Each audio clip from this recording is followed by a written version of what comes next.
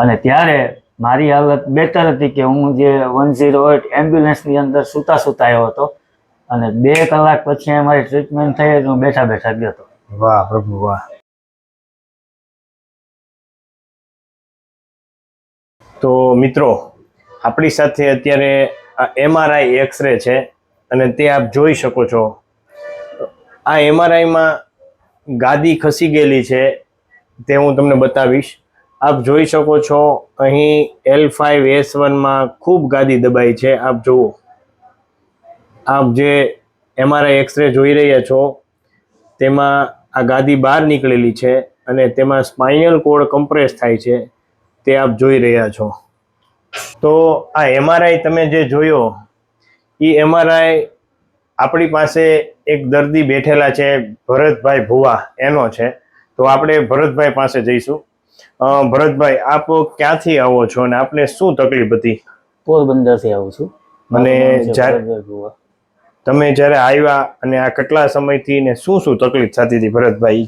અત્યારે કેવું છે સાહેબ કે પેલા મને જે પગ હતો ને એ ઊભો નતો રહી શકતો. હવે જ્યારે જેવી રીતે ઊભો થાવ તો 15 સેકન્ડની અંદર જે મારો ડાબો પગ છે એ મને આખો પેઇન થતો હતો. હા, એ પછી થોડી મેં એક્સરસાઇઝ કરી તો એના લીધે મને કમરની અંદર વધારે પ્રોબ્લેમ થયો. પછી મેં લોકલ ત્યાં અમારા જે ડૉક્ટરો જે છે એ લોકોને બતાવ્યું ને એ લોકોએ મને MRI કરવાનું કીધું. તો MRIની અંદર એવું આવ્યું કે આજે 5મો અને 6થો મણકો જે છે એની વચ્ચેની જે ગાદી છે ને એ બહુ બહાર ખસેલી આવી છે.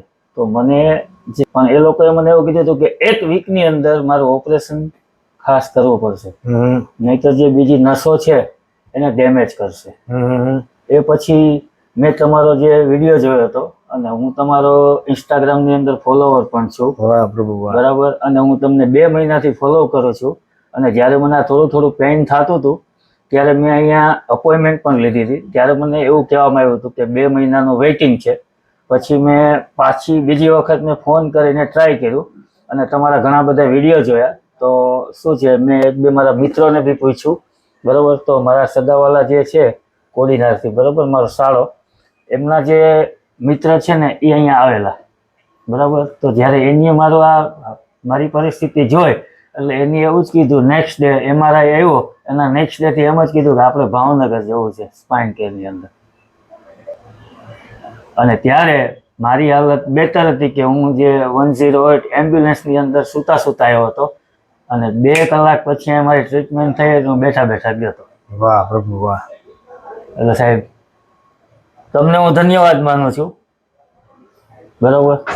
કે તમારા બોન સેન્ટરની અંદરથી હું બહાર નીકળો તો આવ્યો ત્યારે આજે મારા મિત્ર છે આ સાથે હતા એ જ મને અહીંયા લાવ્યા હતા સેન્ટરની અંદર, સાથે કંધો મિલાવીને લાવ્યા હતા. બરોબર ને. પછી એ મારો હાથ પકડીને મને લઈ ગયા બહાર ચાલતા.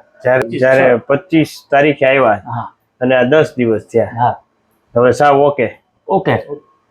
ત્યારે કેવી સિચ્યુએશન હતી પ્રભુ? 30 તારીખે અમે અહીંયા આવ્યા ને તો એમ્બ્યુલન્સમાંથી 2 જણાને આમ હાથ નીચે, એક સાઈડ ઓલી સાઈડ, એક સાઈડ આ સાઈડ, 2 વ્યક્તિઓ હાથ પકડીને અંદર લઈ સુધી આવ્યા હતા. 5 મિનિટ બેસીને હોય કે 5 મિનિટ ઊભા ના રહી ગયા. જેવું તમે ટ્રીટમેન્ટ આપી પછી ગયા એટલે ઓટોમેટિક ચાલતા થઈ ગયા, ગાડી હાથે વહી ગયા, બધું કમ્પ્લીટ. પછી તે દુનું કાંઈ થયું નથી.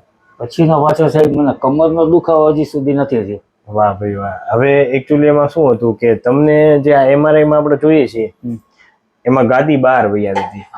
જો આમાં તમને સમજાવું કે તમને જે આપણે MRI છે ને સેમ આ MRI ની જેમ આ ગાદી અહીંયા બહાર આવેલી. બરોબર.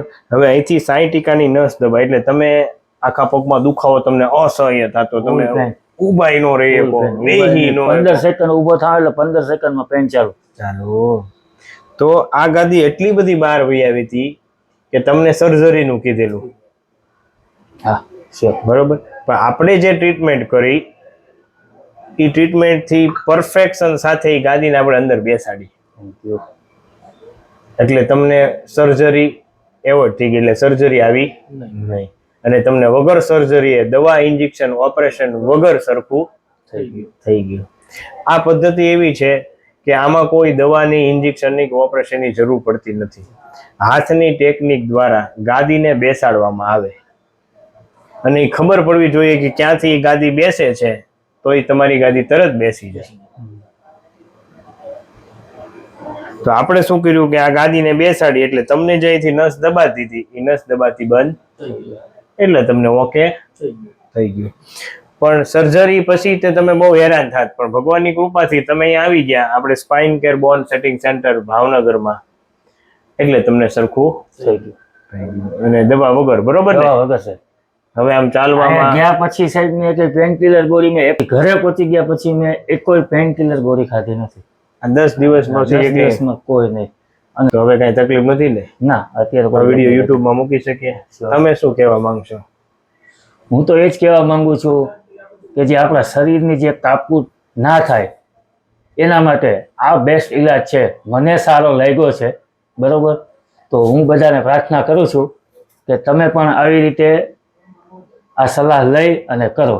અને ભાવનગરની અંદર spine care bone setting centre. Bone setting centre doctor Darshanbhai Kamothi. સરસ, થેન્ક યુ. તમારો ખૂબ ખૂબ આભાર પ્રભુ.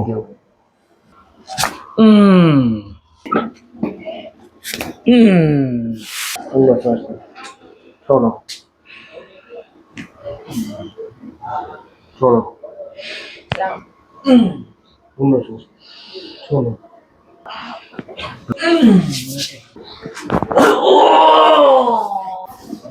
લૂઝ લઈ ગયો શરીર, આવો લૂઝ રાખો. થોડુંક ઉભરી જાઓ મારી પાસે. ઊંડો શ્વાસ.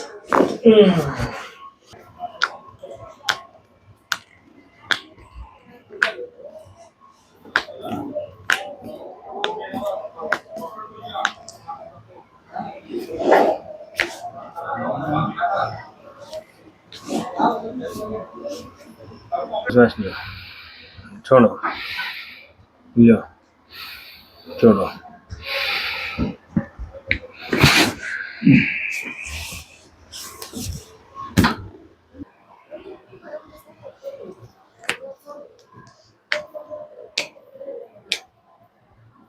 ઢીલું મેં ગયું શરીર.